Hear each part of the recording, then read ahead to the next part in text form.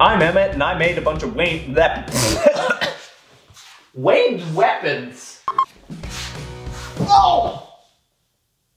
Oh, I did the splits unintentionally. Hard floors and socks. They don't mix. I made a bunch of ranged weapons. I forgot to say my name. I'm Emmett, and I made a bunch of weapons for my D&D's ranged weapons. Damn! I am Emmett, and I made a bunch of ranged. I am Emmett. I'm Emmett, and I made a bunch of ranged weapons for my D&D adventuring party. Oh! Okay, so this is the bow of a gnome ranger. When asked about design elements, she said, swamp-like colors. You know, woodsy vibe with bow silencers. I had to look up what bow silencers were. This is just a bunch of yarn that I tied to it. It's kind of coming loose. I had wrapped it around more tightly so that it looked like an actual bow silencer. Yeah, hopefully that looks right. I think usually they're a little bigger. I didn't want to tie that much yarn together. I decided to go with this design, mostly because I think it's cool. I was looking up different fantasy bows. I mean, this isn't even technically a fantasy style. It is a historical style. It is used either if less than ideal wood is available and you can't make a very strong bow out of one branch, you can kind of double them up like this. It also helps make the bows more compact. So I thought both of those things would be appropriate for a small person. Also, it just looks more woodsy to me, like having the extra branches. I feel like this is natural. This is a CPVC pipe with a little bit of foam glued to it. This one is rigid. This one is PEX pipe with foam glued to it, and the foam I'm referring to is like EVA foam. It's like the type of foam that's in floor mats, or like the craft foam that you get at Walmart. This was some more like kind of actual cosplay foam that you can get at Hobby Lobby. You got options, right?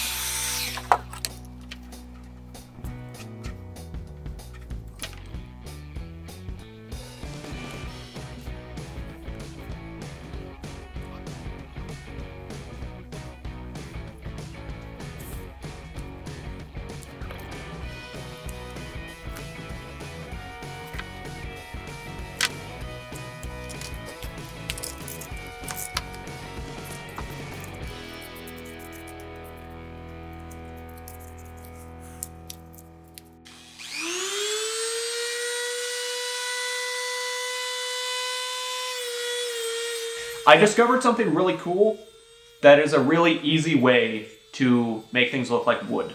Use a really rough Dremel bit, like the sanding drums. I forgot what the actual grit is, but it's, you know, when it's new, it's extra bitey. And so doing that, it kind of created a grain, because it's hard to paint wood grain and have it look natural, at least for me anyway. I haven't found a good way of doing wood grain. You can like take either an X-Acto knife or a wood burner and like manually carve in every single little squiggle of the wood grain. That's a lot of work though. Sometimes a man is on a time crunch. But yeah, using the rough Dremel bit, like I said, it kind of just carved in a grain, which I thought was really cool. And so this bow in particular was really easy to paint. I didn't even know that I was gonna make it that simple. Usually I make painting really complicated. I just stumbled upon this because I painted it with a brown primer, and then I painted it with like a green primer. And then I just sanded that down, and then I sanded it down to the brown so that all of the raised edges the kind of bark is like a darker brown color, and then there's still this like kind of swamp green in all the nooks and crannies, and that's kind of the general impression you get. I think I did just some ever so slight weathering after the fact. But other than that, I basically just painted it, sanded it, and then varnished it. I had a can of spray varnish, which is what I used for a lot of these weapons. Can you still see those? If you haven't seen my previous video, check that out.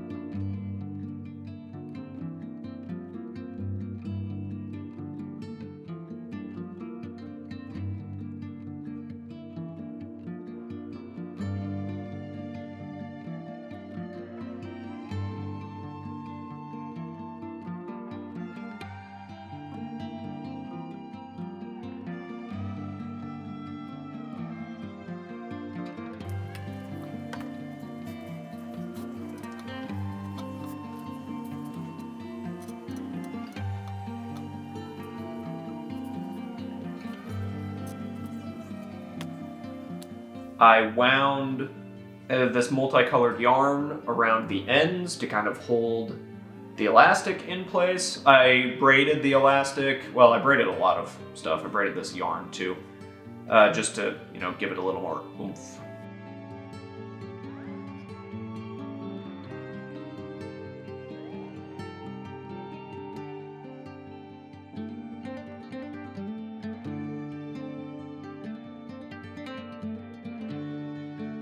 I originally considered weaving this multicolored yarn across the whole thing because I wanted it to kind of have like a vine texture. That made it look a little too busy though, and I didn't want to cover up this wood texture that I have. So I just confined the yarn to the very ends of the bows, which is, again, somewhat based on history.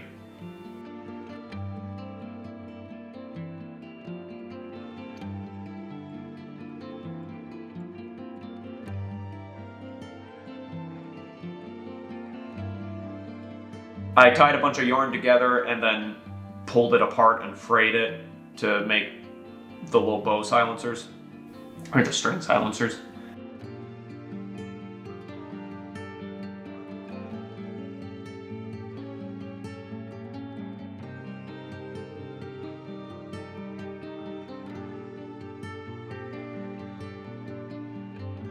Then pleather wrap with like the, hemp twine wrapped around there.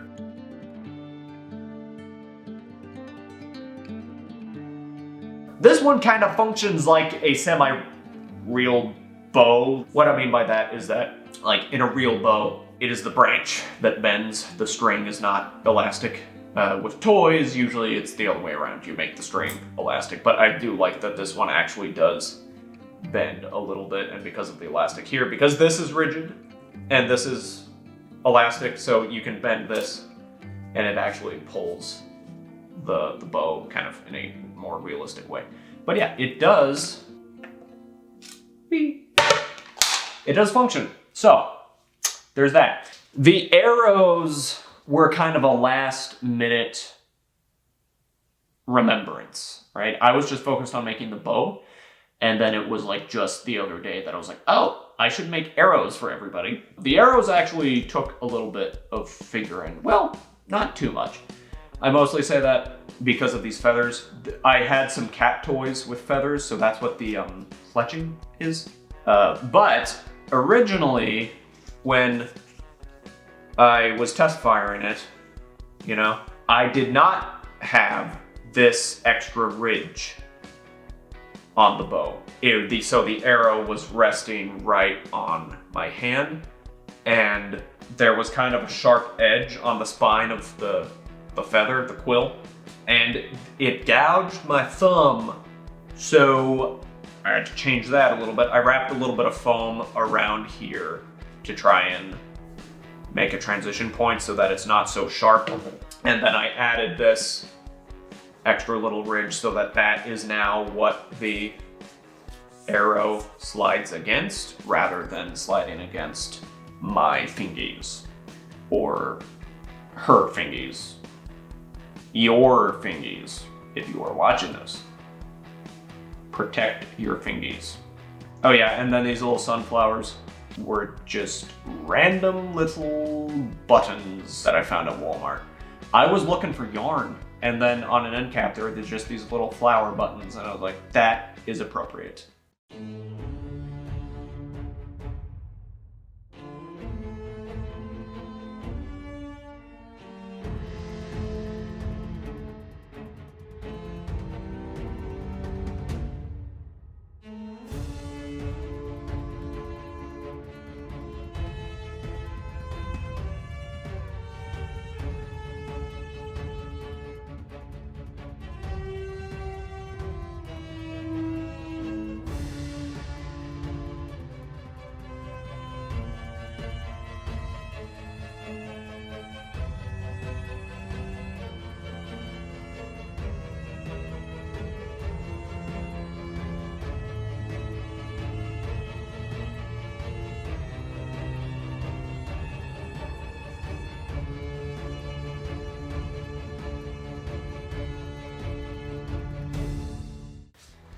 Next up, we have the big bow.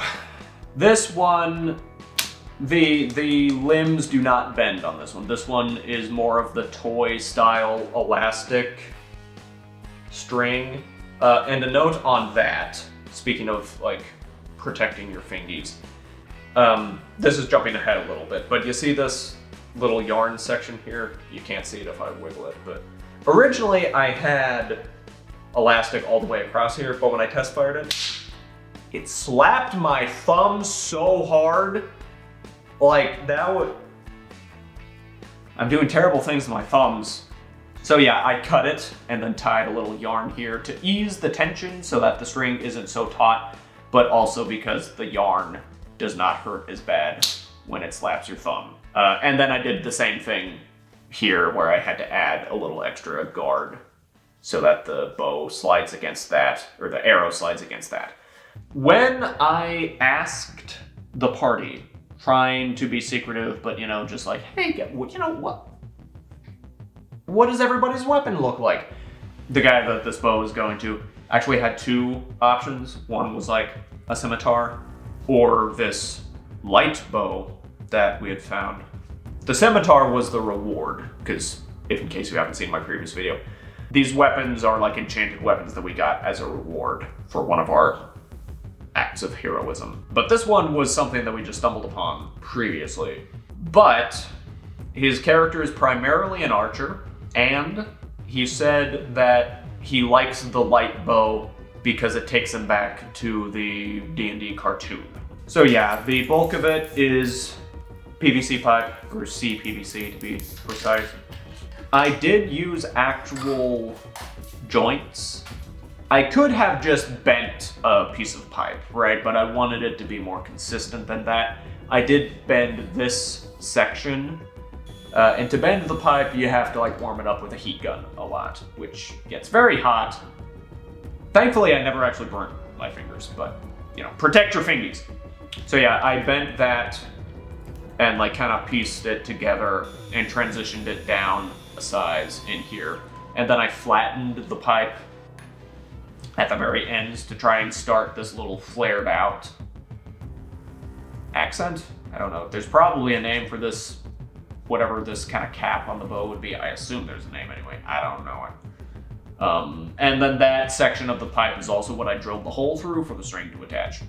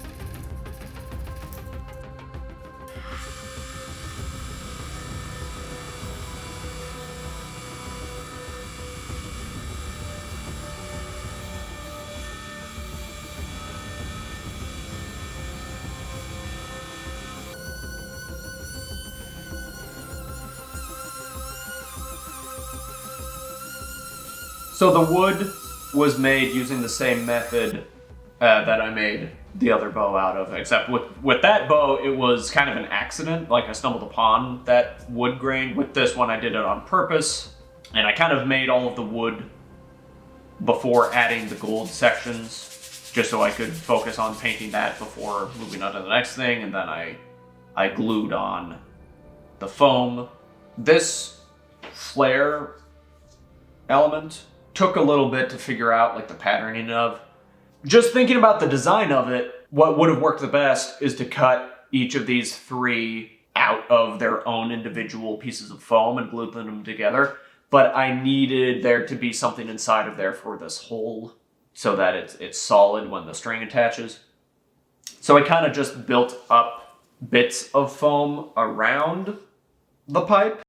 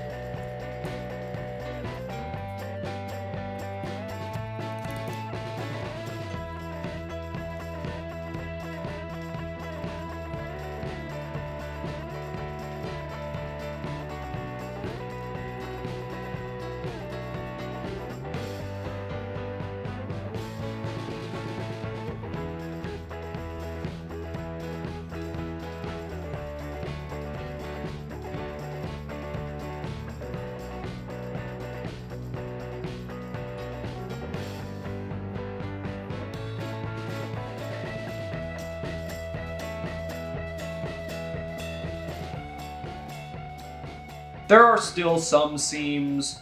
If I had more time, I probably could have smoothed everything out even more and made it look more like it's cohesively one, like cast bronze or whatever. Again, pleather handle wrap, cord wrap around where the arrow slides.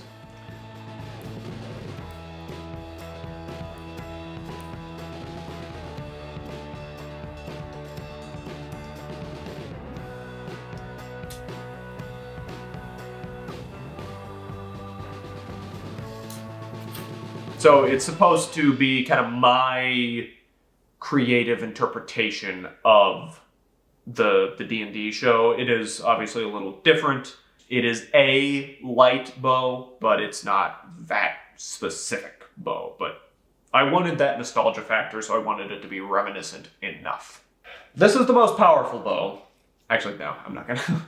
I test fired it once because I had this bow made before I made the arrows. So when I was figuring out how long to make the arrows, I was standing behind the couch because I was storing the weapons on top of that closet. And so I grabbed the bow and just had a wood dowel and was just like, okay, how long does it need to be? Okay, about that long. And then I didn't think that the wood dowel would stick to, like, I thought the string would slide past and the wood dowel would just fall. It shot across the room and about punched a hole in the wall. Up until that point, I thought these things were gonna be weak sauce. Like, I already feel the elastic wearing out more than what it was when I originally put it on. So, I'm glad I didn't make it any more powerful.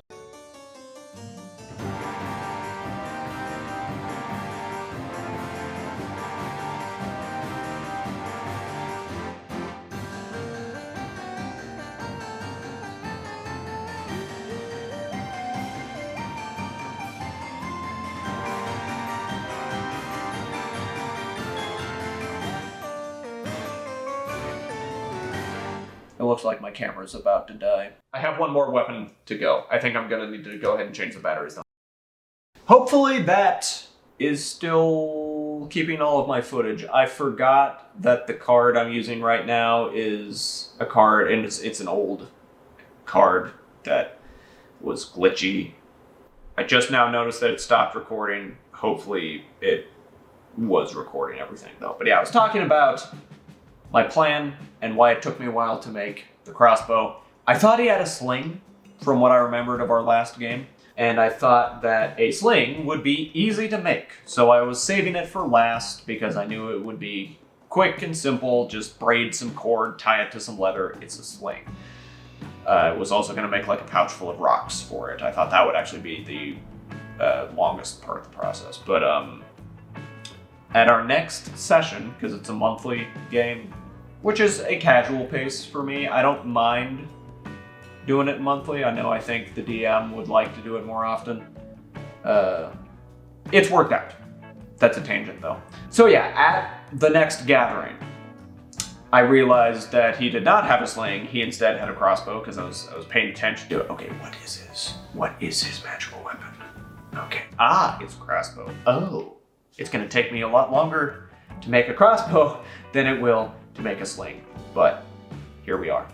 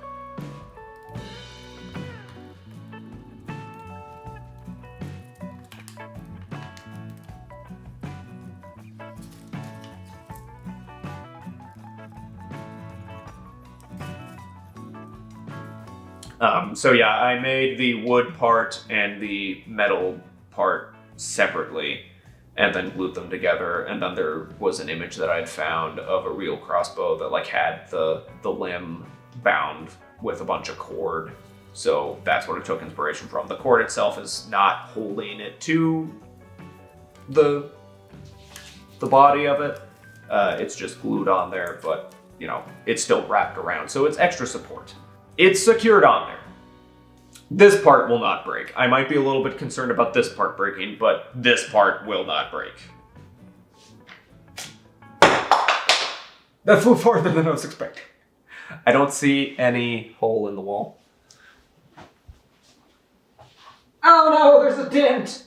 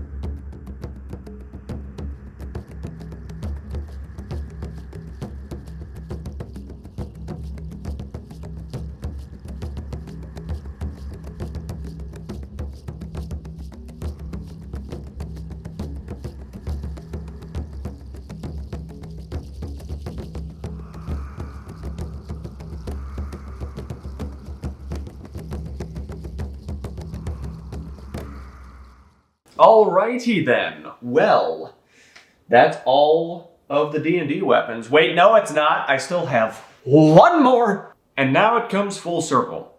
Because I started tonight talking about this. And in a weird bit of chronology, the final video in the series will be talking about this. See you there. How am I gonna pose for this thumbnail?